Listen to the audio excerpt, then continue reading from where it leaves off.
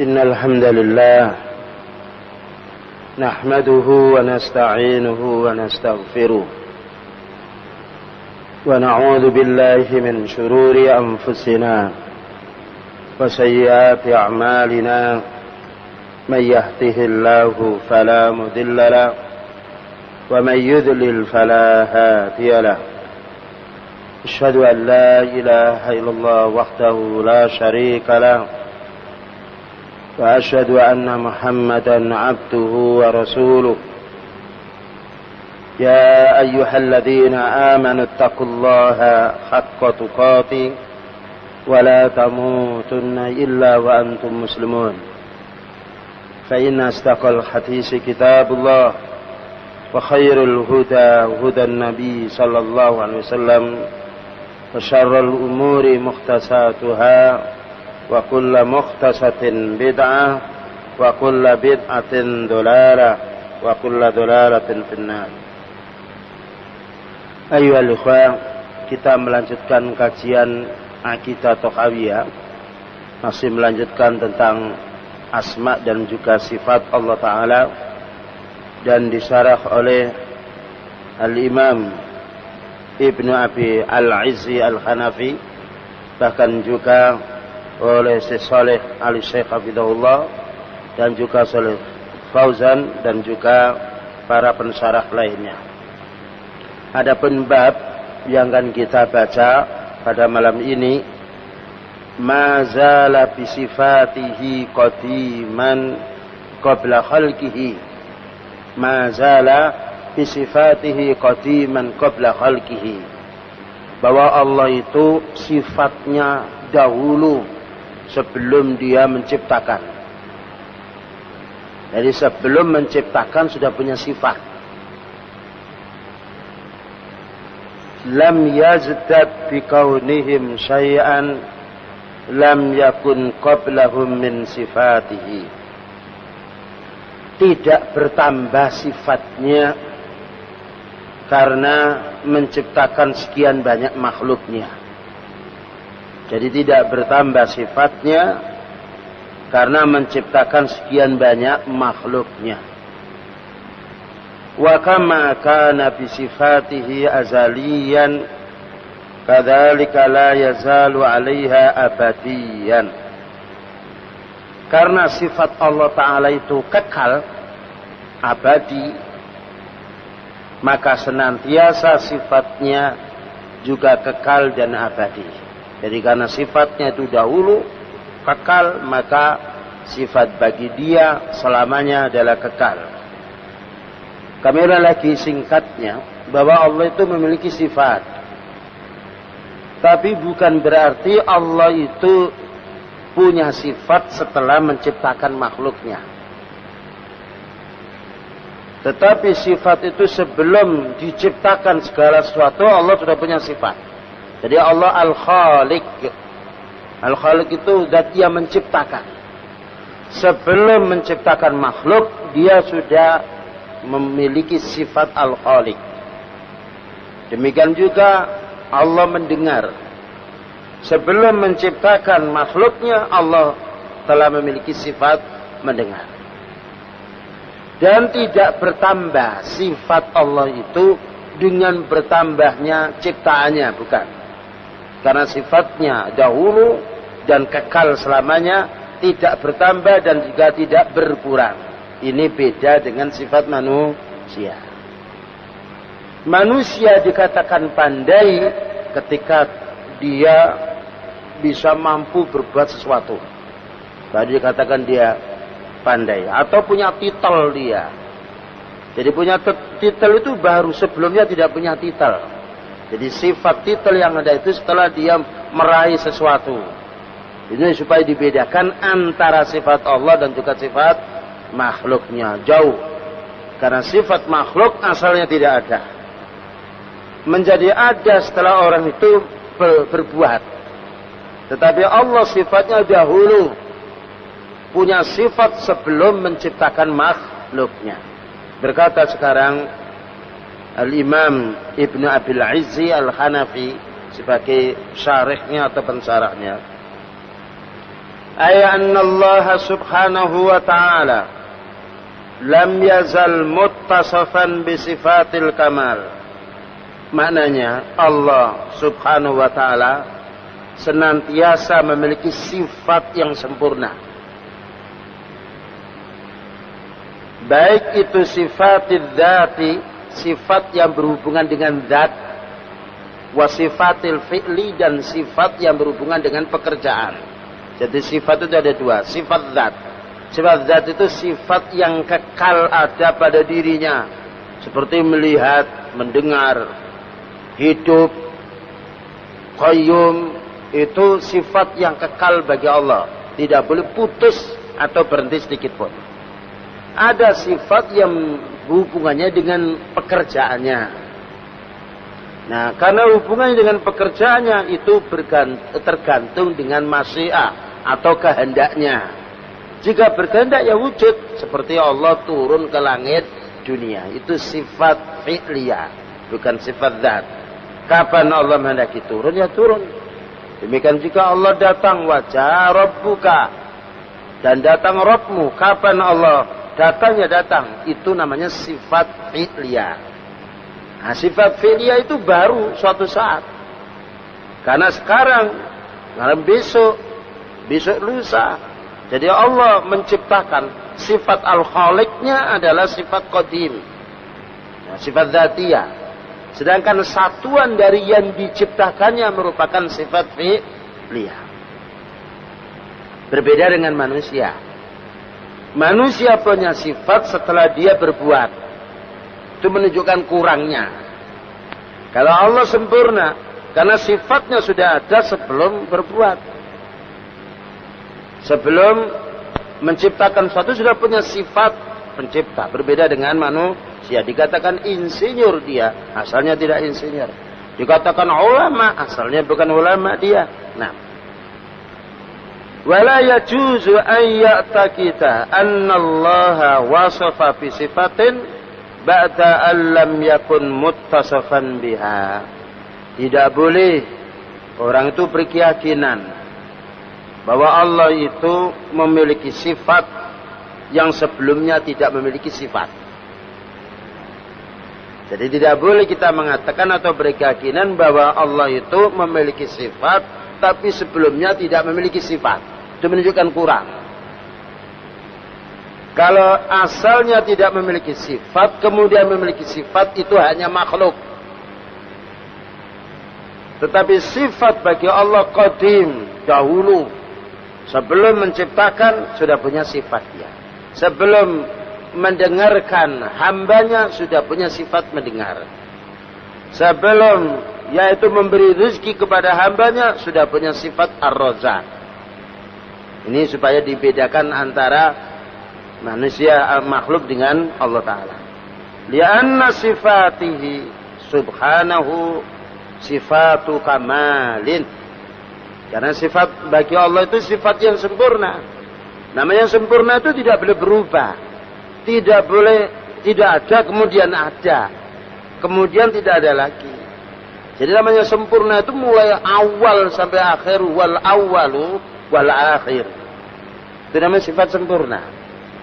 Adapun sifat tidak sempurna adalah sifatnya makhluk. Suatu saat asalnya anak kecil dia punya sifat dia kepandaian. Tetapi setelah besar dia punya sifat kepandaian, itu namanya kurang dia. Karena tidak kekal dia, tidak qadim dan tidak azalian. Wa faqduha sifatun naqsin. Jika hilang sifat sempurna ini, berarti sifat itu kurang.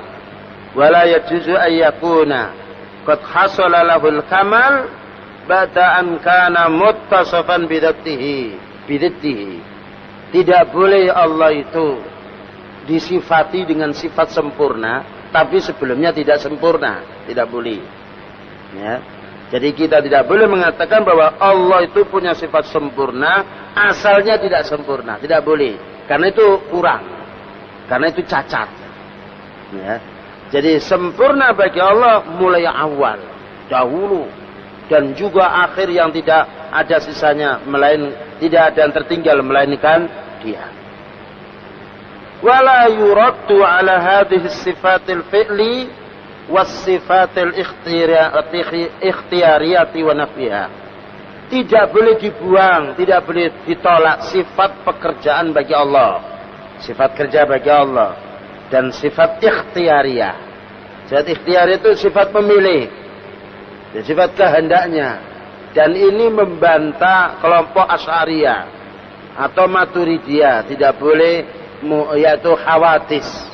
Makanya sifat Asy'ariyah mengatakan mukhalafatun lil khawatisi. Jadi menyelisih yang baru. Tidak boleh Allah itu turun karena itu baru. Tidak boleh Allah itu marah karena itu baru. Tidak boleh Allah itu ridha karena itu baru. Ya. Itu sifat pekerjaan. Banyaknya sifat pekerjaan menunjukkan sempurnanya sifat Allah, bukan menunjukkan kurangnya. Kalau asalnya sifat Allah itu baru, memang tidak boleh. Asalnya sifat Allah itu qadim. Tetapi penjabaran daripada sifat, perwujudan dengan adanya sifat ini, sehingga Allah memberi rezeki, Allah menurunkan hujan, itu kan sifat bagi Allah. Kehendaknya untuk menurunkan hujan, kehendaknya untuk membuat manusia, kehendaknya untuk memberi rezeki, itu kan pekerjaan. Kenapa tidak boleh bagi Allah Ta'ala? Dan itu menunjukkan banyaknya pekerjaan dan banyaknya sesuatu yang dikerjakan oleh Allah menunjukkan sempurnanya. Bukankah manusia pendiam itu lebih lemah daripada banyak kreatifnya atau geraknya? Jika manusia banyak geraknya, banyak berbuat dia, ya, itu lebih mulia daripada pendiam. Bagaimana tidak boleh bagi Allah Ta'ala? Bukankah manusia bisa bergerak itu karena Allah Ta'ala yang membuat? Maka ini bantahan terhadap yaitu Asy'ariyah atau Maturidiyah, yang mana mereka menolak Allah itu tidak punya sifat yang baru. Tidak boleh berbuat seperti yaitu sesuatu yang baru. Kal khalqi wat taswir, seperti Allah menciptakan. Allah bukan hanya menciptakan Nabi Adam, menciptakan keturunannya. Dan Allah bukan hanya membuat yaitu ikan pada zaman dahulu saja. Sampai sekarang pun, kapanpun dibuat oleh Allah Ta'ala. Itu menunjukkan mulia sifatnya. Wa taswiri, dan membentuk. Jadi Allah Subhanahu Wa Ta'ala membentuk manusia. Bermacam-macam manusia dibentuk. Sehingga kita bisa membedakan ayah kita dengan tetangga. Bisa membedakan ibu kita dengan saudari kita. Dengan anak kita, dengan putri kita, dengan cucu atau yang lain. Itu karena fi'lullah, pekerjaan Allah. Karena af'alullah ta'ala fa'alul lima yurid. Ini supaya dipahami. Wal imatati wal ikhya, dan Allah itu mematikan dan menghidupkan. Yang mematikan makhluk, yang mematikan manusia, Allah itu kan pekerjaannya. Kenapa tidak boleh bagi Allah? Kalau tidak boleh bagi Allah matikan, lalu siapa yang mematikan manusia? Siapa yang mematikan makhluk? Ini bantahan terhadap kelompok Asy'ariyah. Wal ikhya, demikian juga Allah menghidupkan. Berapa macam yang dihidupkan oleh Allah. Tumbuh-tumbuhan dengan sekian ribuan bahkan jutaan macam tumbuh-tumbuhan. Hewan, manusia, nyamuk, serangga dan juga semisalnya. Kenapa tidak boleh bagi Allah sesuatu yang baru? Sesuatu yang baru menunjukkan pekerjaannya, itu menunjukkan sempurnanya. Wal qabdi wal basti wat tayyi, dan Allah itu menggenggam karena punya tangan. Tapi jangan terlintas dalam pikiran kita genggamnya seperti genggam kita, tidak. Dan juga Allah membentangkan tangannya, tetapi jangan dibayang. Kalau dibayang itu berarti kita su'nidzan kepada Allah. Dan jangan disamakan. Ya. Karena menyamakan laisa kamitslihi syai'un. Allah tidak sama dengan sesuatu. Walam yakul lahu kufuwan ahad. Wat tayyi, dan juga melipat. Wal istiwa, dan juga bersemayam. Wal ityan wal maji, datang. Wan nuzul, turun. Wal ghadabi war ridha. Demikian juga marah dan juga senang. Jadi innallaha yardha lakum salasan. Sesungguhnya Allah meridai kamu 3 perkara. Jadi kamu maknanya manusia. Kapan berbuat sekarang diridai oleh Allah, berarti Allah meridainya. Bukankah Allah meridai para sahabat? Yang mana para sahabat itu berbeda umurnya dia. dan juga meridai hambanya yang beriman. Ini semuanya sifat fi'liyah, bergantung kepada masyiatullah atau kehendaknya. Wa nakhwi dzalika mimma wasafa bihi nafsahu wa wasafahu bihi rasuluhu. Dan masih banyak lagi sifat-sifat yang Allah tetapkan untuk dirinya dan juga Rasulullah sallallahu alaihi wasallam menetapkan untuk dirinya. Sifat dan nama itu haknya Allah yang memberi. Allah yang berhak memberi nama. Karena Allah memberi nama pada dirinya berarti paling baiknya nama. Dan Allah memberi sifat bagi diri yang paling sempurnanya sifat. Kalau manusia memberi nama kepada Allah tidak sempurna. Ya. Karena ilmu manusia datangnya dari Allah. Bagaimana mau memberi nama kepada penciptanya? Yang berhak memberi nama Allah adalah dirinya. Kemudian Rasulullah SAW. Mengapa Rasulullah SAW? Karena beliau datang dengan membawa wahyu. Jadi beliau disuruh menjelaskan ayat Al-Quran. Beliau tidak bicara menurut hawa nafsu. Jadi keterangan beliau adalah dari Allah Subhanahu wa Ta'ala. Wala nadkhulu fi dzalika muta'awwilina bi ara'ina. Kita tidak boleh mengangan-angan dengan pikiran kita. Jadi dalam nama dan sifat tidak boleh kita ikut campur otak kita. Wala mutawahhimina bi awaina. Dan tidak boleh kita itu menduga-duga dengan hawa nafsu kita. Tidak boleh. Karena sesuatu yang yakin tidak boleh diduga. Dan orang menduga berarti itu salah. Demikian juga orang yang menakwilkan, orang yang membayangkan, itu orang adalah orang yang salah. Bagaimana Allah yang gaib kemudian dibayangkan oleh manusia, yaitu tentang sifat dan juga namanya. Lakin aslu maknahu ma'lumun, tetapi menurut asal semua nama dan sifat yang sampai kepada kita dari Al-Quran dan Sunnah itu faham artinya. Jadi Allah punya tangan. Faham kan kita tangan. Tapi kita bisa membedakan bahwa tangan kita tidak sama dengan tangan Allah. Selesai urusannya. Karena tangannya anak kecil lain dengan tangannya orang dewasa. Tangannya wanita lain dengan tangannya laki-laki. Ya. Bukankah orang buta bisa dia merasakan, menyentuhnya. Ini tangannya anak kecil. Dia buta. Jika tangannya anak kecil lain dengan tangannya orang dewasa, lain dengan laki-laki dengan wanita, lain lagi dengan tangannya makhluk yang lain, bagaimana disamakan Allah tangannya dengan makhluk? Maka tidak punya dalil mereka. Dan itu hanya karena mengikuti hawa nafsu. Oleh karena itu, Imam Malik rahimahullah, ini kaidah ya ikhwan, apabila kita ditanya. Imam Malik rahimahullah ketika ditanya, wahai Imam, bagaimana dengan ayat summastawa 'alal 'arsy? Kemudian Allah itu bersemayam di atas arsy. Allah bersemayam di atas arsy. Jadi kalau kita ditanya di mana Allah? Allah itu di arsy. Arsy itu adalah makhluk yang paling tinggi sendiri. Sedangkan di atas arsy itu Allah. Bukan Allah di mana-mana. Ya. Menurut umum kan Allah di mana-mana. Menurut umumnya. Menurut yang hak, summa stawa 'alal 'arsy. Ar-Rahmanu 'alal 'arsy istawa. Jadi kalau kita ditanya di mana Allah? Allah di atas langit, Allah di atas arsy. Allah bukan di bumi, bukan di bawah, dan bukan di samping, tapi paling atas.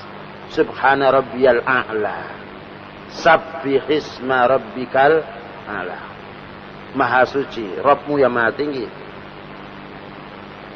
Ketika Imam Malik ditanya bagaimana Allah bersemayam di atas arsy, yang ditanyakan itu bersemayam istawa. Jawabnya Imam Malik, al-istiwa'u maklum. Bersemayam itu maklum, maknanya bisa dipahami.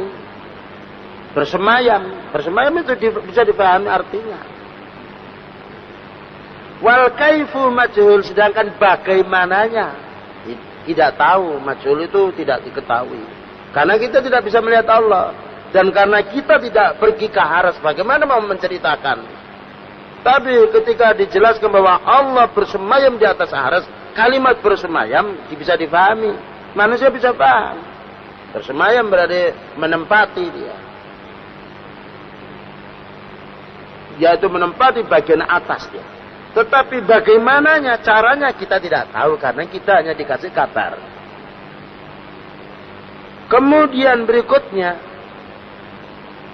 wassu'alu anhu bid'ah. Menanyakan bagaimana itu bid'ah, perkara yang baru. Karena para sahabat tidak pernah menanya bagaimana wahai Nabi bersemayamnya Allah di atas arsy. Jadi menanyanya adalah bid'ah. Kemudian wal imanu bihi wajib. Beriman kepadanya adalah wajib. Jadi ada 4 kaidah untuk menyerang Asy'ariyah, menyerang Maturidiyah, menyerang Jahmiyah, Mu'tazilah, kelompok-kelompok yang banyak menolak nama dan sifat Allah Ta'ala, yaitu dengan jawaban berikut. Sebagaimana disampaikan oleh Imam Malik rahimahullah. Kami ulang lagi. Bahwa Allah itu bersemayam di atas aras. Atau Allah itu punya tangan. Baik. Kalimat tangan maklum, jelas. Karena itu bahasa yang bisa dipahami oleh manusia. Tetapi bagaimana tangan Allah? Majhul. Majhul itu tidak diketahui. Karena kita tidak melihatnya. Wassu'alu anhu, menanyakannya bagaimana tangannya Allah, bid'ah. Tidak boleh. Bagaimana urusan gaib mau ditanyakan? Karena para sahabat tidak pernah menanyakan. Wal imanu bihi wajib, mengimaninya adalah wajib. Karena disebutkan di dalam Al-Quran, bal yadahu mabsutatani. Tetapi 2 tangan Allah itu adalah, yaitu membentang. Jadi orang Yahudi menilai tangan Allah terbelenggu. Bal yadullahi maghlulah. Tangan Allah itu terbelenggu. Jadi orang Yahudi meyakini adanya tangan Allah, tetapi disifati terbelenggu. Tetapi Allah menjelaskan ya bal yadahu mabsutatan. Baik, kalau kita ditanya lagi tentang turunnya Allah ke langit dunia. Baik, jawabannya 4. Nah, kita cari ini. Turun maknanya maklum, bisa difahami, namanya turun. Turun itu bukan naik. Bagaimana turunnya Allah? Majhul, kita tidak tahu. Ya, karena kita tidak pernah melihat. Menanya bagaimana turunnya? Ya, tadi caranya tidak tahu. Bagaimana turunnya? Menanya bagaimana? Maka ini pertanyaan yang bid'ah. Pertanyaan baru. Karena tidak pernah ditanyakan oleh para sahabat. Kemudian wal imanu bihi, mengimaninya adalah wajib. Karena ada hadis yang sahih bahwa Allah Subhanahu wa taala setiap malam terakhir turun ke langit dunia. Siapa yang minta akan diberi, dan siapa yang minta syafaat akan diberi syafaat. Siapa yang minta ampun akan diampuni. Itu waktu yang mulia ya kawan, jangan lupa.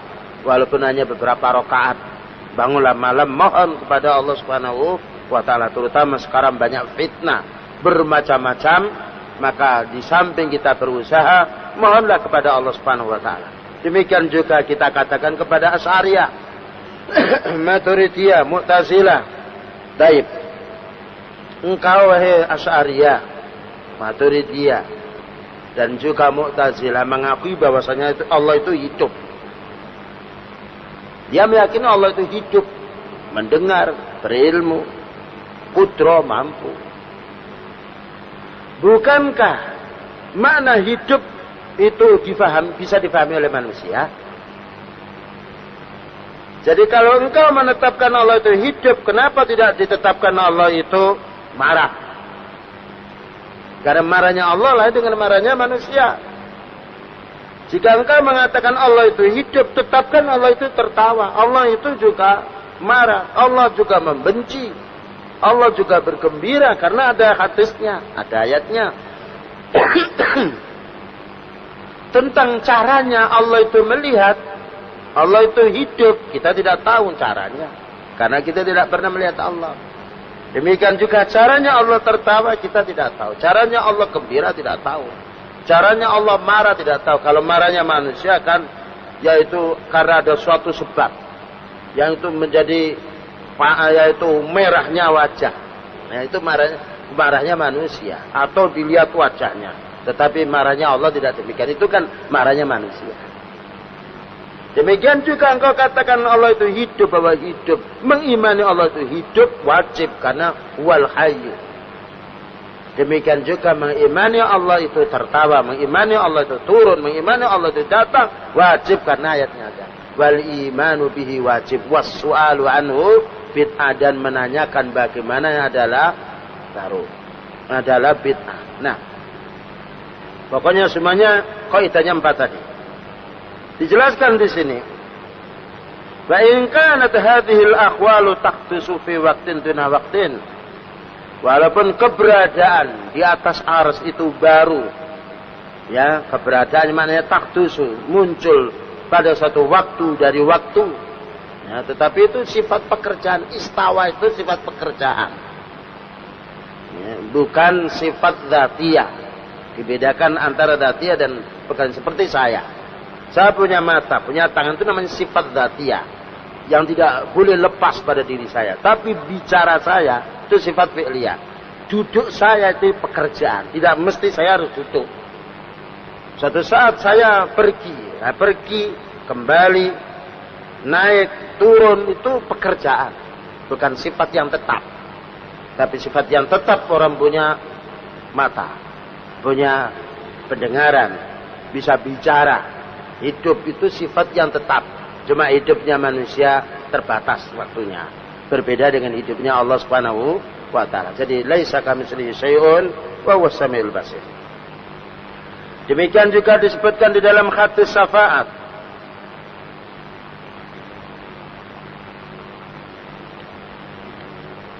Inna rabbi qad ghadiba al-yawma ghadaban lam yaghdab qablahu mislahu wala yaghdab ba'dahu mislahu. Disebutkan di dalam hadis syafaat bahwa sesungguhnya Rabbku ini telah marah pada hari ini, yang mana belum pernah marah sebelumnya dan tidak pula akan marah sesudahnya. Ketika orang di padang mahsyar dibangkitkan semua dari alam kubur, manusia kebingungan mencari syafaat, penolong-penolong. Semua mencari Nabi Adam alaihissalam. Apa katanya Nabi Adam alaihissalam? Saya malu memintakan syafaat untuk diri kalian karena saya berdosa. Hari ini Allah marah, belum pernah marah sebelumnya dan tidak akan marah sesudahnya. Semisal ini, semisal ini menunjukkan bahwa Allah punya sifat marah. Tapi jangan dibayangkan sifat marah itu seperti sifatnya manusia, dan jangan diduga, tidak boleh. Jangan disamakan, tidak boleh. Karena marah sudah kita bisa pahami kalimat marah. Tapi kalau marahnya Allah lain dengan marahnya makhluknya. Kemudian juga tidak boleh kita menanya bagaimana. Jadi kaifiahnya, caranya marah Allah majhul. Kemudian menanyakannya adalah bid'ah. Mengimani adalah wajib karena disebutkan di dalam hadis. Ini ikhwan, hikmahnya kita mempelajari asma was sifat. Lianna hadzal khutus bi hadzal i'tibar ghairu mumtani. Karena peristiwa-peristiwa semacam ini tidaklah terlarang bagi Allah, tetapi menunjukkan kekuasaannya. Satu saat Allah marah, satu saat Allah benci, satu saat Allah itu ridha, satu saat Allah itu yaitu melaknat. Allah juga melaknat. Maka hal ini menunjukkan sifat kerjanya yang banyak. Sebagaimana Allah menjelaskan fa'alul lima yurid. Wala yutlaqu alaihi annahu khatasun bata alam yakun. Dan ini bukan berarti sifat baru bagi Allah, tidak. Satuannya merupakan sifat baru. Tapi sifat marah sudah ada sebelum menciptakan manusia, sehingga dia berbuat manusia itu jahat sehingga Allah marah. Ya. Jadi sebelum Allah menciptakan manusia, maka sifat marah bagi Allah sudah ada. Bukan ada sifat marah itu setelah Allah itu marah kepada hambanya, bukan begitu. Itu kan sifat manusia. Jadi dibedakan antara sifat yang baru bagi Allah, baru wujudnya. Ya, mana baru terjadinya marah. Tetapi sifat itu sebelumnya sudah ada. Ini supaya dibedakan antara sifat Allah dengan makhluknya. Ala taro. Satu contoh di sini ya Allah. Ala taro anna man takallama al-yawma. Bukankah kamu tahu orang yang berbicara hari ini wa kana mutakalliman bil amsi, padahal mereka sudah bicara kemarin. Jadi tidak mustahil kalau sekarang itu bicara, itu kemarin tidak bicara. Jika manusia sekarang bicara, ini bukan perkara yang baru, karena kemarin juga bicara. Bagaimana tidak boleh bagi Allah Ta'ala? Jadi jika Allah Subhanahu Wa Ta'ala marah kepada orang ahli syirik, marah kepada hambanya yang maksiat, marah kepada hambanya yang berbuat bid'ah, itu bukan sifat yang baru muncul pada saat itu, bukan. Tapi sifat itu sudah ada bagi Allah sebelumnya. Seperti ada anak menangis hari ini, itu bukan berarti kemarin tidak menangis. Jika bagi manusia boleh, mengapa tidak boleh bagi Allah? Bukankah manusia itu sifatnya datangnya Allah yang menciptakannya? Nah, la yuqalu annahu khatasun lahu al-kalam. Tidaklah orang yang berbicara pada hari ini dikatakan dia baru berbicara. Kemarin tidak berbicara, bukan begitu. Walau kana ghaira mutakallimin li'annahu li'afatin kas-saghiri wal kharsi summa takallama yuqalu khatasun lahu al-kalam. Tetapi apabila anak itu kecil, ya, kecil belum bisa bicara, atau itu bisu, lalu bisa bicara, oh iya ini betul, ini baru. Jadi anak itu tidak bisa bicara selama 5 tahun, nggak bisa bicara dia. Terus hari ini bisa bicara, ini boleh dikatakan baru, karena memang kemarin tidak berbicara. Demikian juga asalnya orang itu bisu dia, 10 tahun bisu, tetapi dengan takdir Allah Ta'ala bisa berbicara. Nah, itu baru bicara, karena kemarin tidak berbicara. Nah, bagi Allah Subhanahu Wa Ta'ala bukan sifat ini yang dimaksud, karena ini adalah sifat kurang, sifat bagi makhluknya. Kita lanjutkan sekarang keterangan dari Syekh Shalih Fauzan hafizahullah.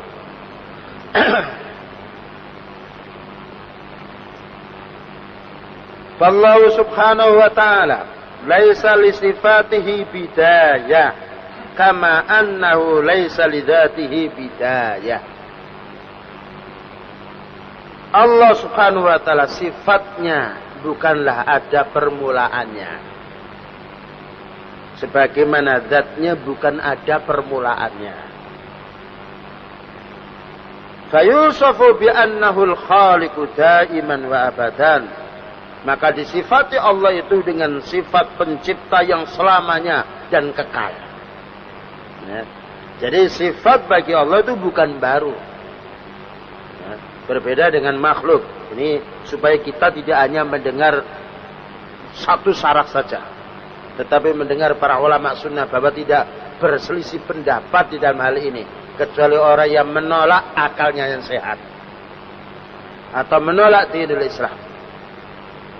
Fahuwa qadimatun naw'i khatisatul akhar. Sifat Allah itu dahulu dari jenisnya. Jenisnya dahulu.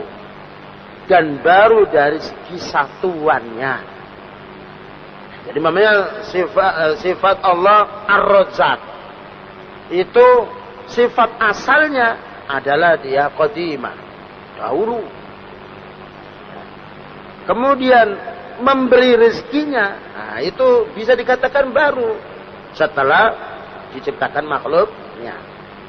Jadi sebelum diciptakan makhluknya sudah punya sifat Ar-Razzaq, memberi rezeki, cuma belum diberikan karena makhluknya belum dibuat. Nah, setelah dibuatnya makhluk lalu dikasih rezeki, itu namanya khusus, boleh, baru boleh, baru dalam yaitu satuannya, bukan baru dari asalnya. Nah, supaya dibedakan tadi. Seperti anak sekarang menangis. Ini bukan baru sekarang menangis. Memang anak ini kemarin lusa juga begitu sering menangis. Ya.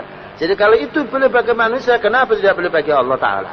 Ini bantahan terhadap Asy'ariyah atau terhadap yaitu Jahmiyah atau terhadap Mu'tazilah dan juga kelompok-kelompok semisalnya seperti Qadariyah maupun Jabriyah.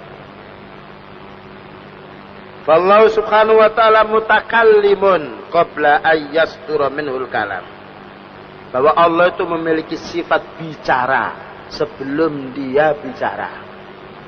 Ya. Karena bicaranya setelah, ya karena di antara bicaranya, yaitu ketika menciptakan makhluknya seperti Allah subhanahu wa ta'ala menjadikan Nabi Musa, diajaknya bicara wa kallamallahu Musa taklima. Dan Allah berbicara kepada Nabi Musa. Nah, Allah berbicara kepada Nabi Musa itu satuan dari bicaranya. Tapi jenis bicaranya qadim dahulu. Sebelum menciptakan Nabi Musa sudah punya sifat bicara. Itu namanya qadim dahulu, bukan baru. Kalau dikatakan baru, satuannya boleh.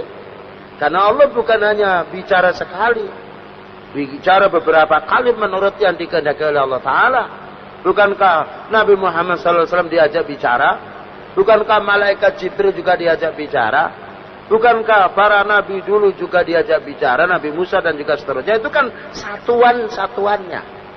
Tetapi asal daripada jenis sifat Allah bicara itu adalah qadim.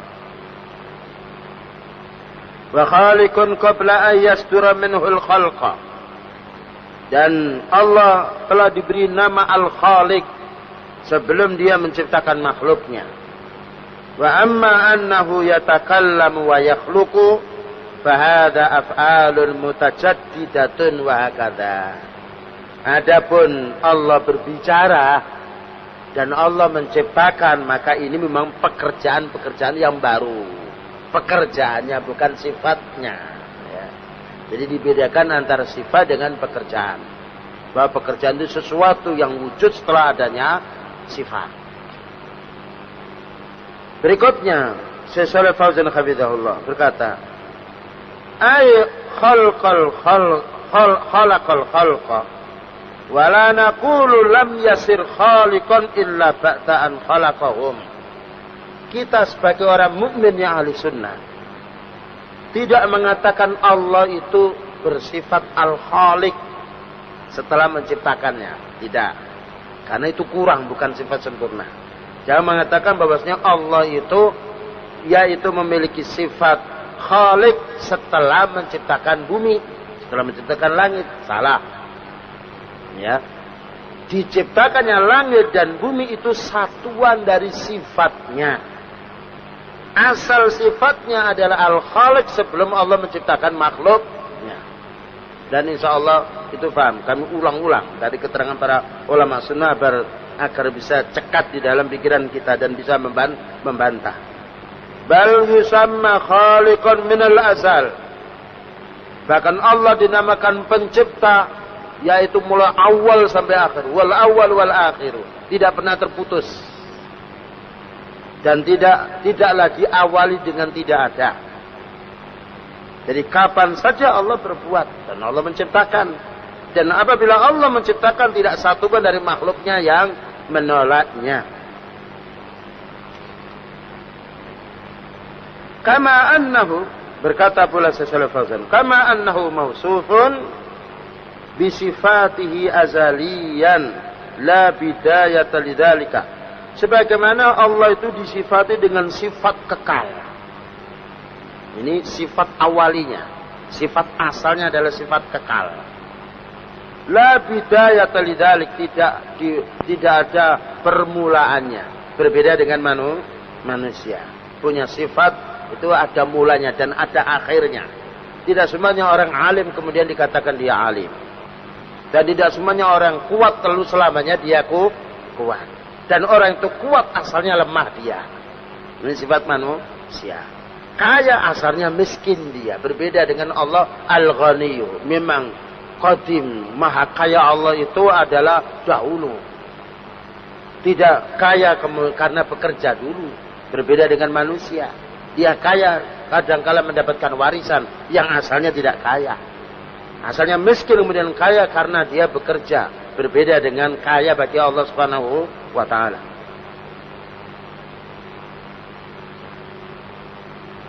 Kemudian juga beliau mengatakan, antal akhiru fala ba'daka syai'un. Engkau wahai Allah adalah yang akhir dan tidak ada setelahnya itu sesuatu. Tidak ada setelah engkau itu sesuatu. Itu maknanya al-akhir. Itu menunjukkan sifat azali bagi Allah Subhanahu wa taala. Kemudian keterangan dari Syekh Saleh Ali Syekh masih membahas masalah bab ini.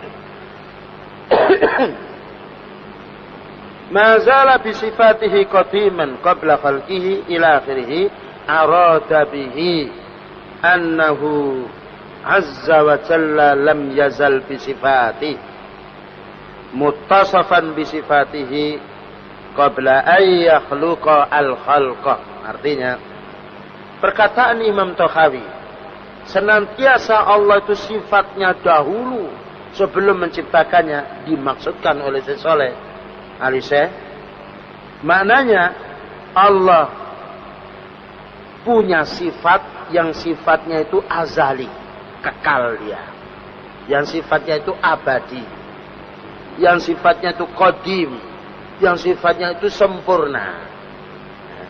Jadi bukan punya sifat kemudian sebelumnya tidak punya sifat. Wallati tura mimma huwa mawjudun, dan seperti yang kamu lihat keadaan makhluk ini, ya, kita bisa melihat anak kecil yang baru lahir. Satu hari sore sudah berbeda warnanya, besok sudah beda rupanya, besok lagi sudah berubah geraknya. Apakah itu wujud dengan sendirinya? Bukan Allah yang menciptakan gerakannya. Maka tidak mungkin sesuatu itu akan wujud dengan sendirinya. Pasti ada yang mewujudkan. Jadi Allah bukan hanya mewujudkan makhluk, tapi mewujudkan geraknya makhluk itu sendiri. Jadi berbeda dengan Qadariyah yang berpendapat bahwa Allah itu hanya menciptakan manusia atau makhluk, tapi gerakan manusia itu manusia yang menciptakan dan membuat. Na'udzubillah min dzalik. Dan itu berarti disifati Allah itu dengan sifat yang kurang.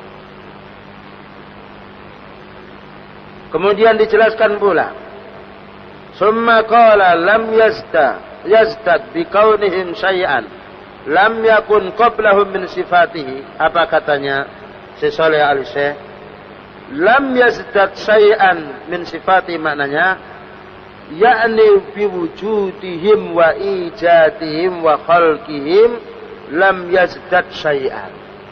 Dengan sebab Allah menciptakan makhluk, dengan sebab Allah mewujudkan makhluk, dengan sebab Allah yaitu memberi rezeki kepada makhluk, bukan berarti bertambah sifatnya. Nah, berbeda kan manusia kan? Manusia tambah titelnya kalau sudah punya karya dia. Punya karya tulis, punya karya yang lain dia. Jadi sebelumnya tidak bertambah. Jadi manusia bertambah baik sifatnya kalau dia memiliki pekerjaan dia. Jadi yang asalnya belum punya titel dia, belum punya sifat. Tapi bagi Allah, bukanlah Allah itu akan bertambah sifatnya dengan banyaknya makhluk yang diciptakannya. Dan bukan berarti tambah sifatnya Ar-Razzaq dengan banyaknya memberi rezeki kepada makhluknya. Jadi sifat Ar-Razzaq bagi Allah adalah azali, kekal, tidak pernah berkurang. Sampai di dalam hadis dijelaskan kemarin bahwa rezeki Allah yang diberikan kepada semua makhluknya ini diibaratkan kurangnya seperti orang yang memasukkan jarum. Jarum itu kecil, ya. Dan berapa panjangnya jarum itu? Dimasukkan ke laut yang sekian luasnya dan dalamnya. Kemudian berapalah air yang lengket, yang nempel pada jarum itu. Itulah nikmat yang diberikan kepada hambanya. Bagaimana mau kurang? Ini menunjukkan beda dengan manusia memberi sesuatu kepada manusia. Maka akan berkurang sesuatu yang ia berikan. Karena manusia pada dasarnya asalnya dia miskin. Itulah jamaah yang dimuliakan oleh Allah Subhanahu wa taala. Ringkasnya keterangan dari sifat yang harus kita pahami bagi Allah Subhanahu wa taala. Semoga Allah Subhanahu wa taala memberikan taufik dan hidayah kepada kita semuanya. Wassallallahu ala nabiyina Muhammadin wa ala alihi wa sahbihi wasallam. Subhanakallahumma wa bihamdika asyhadu an la ilaha illa anta astaghfiruka wa atubu ilaik. Wassalamualaikum warahmatullahi wabarakatuh.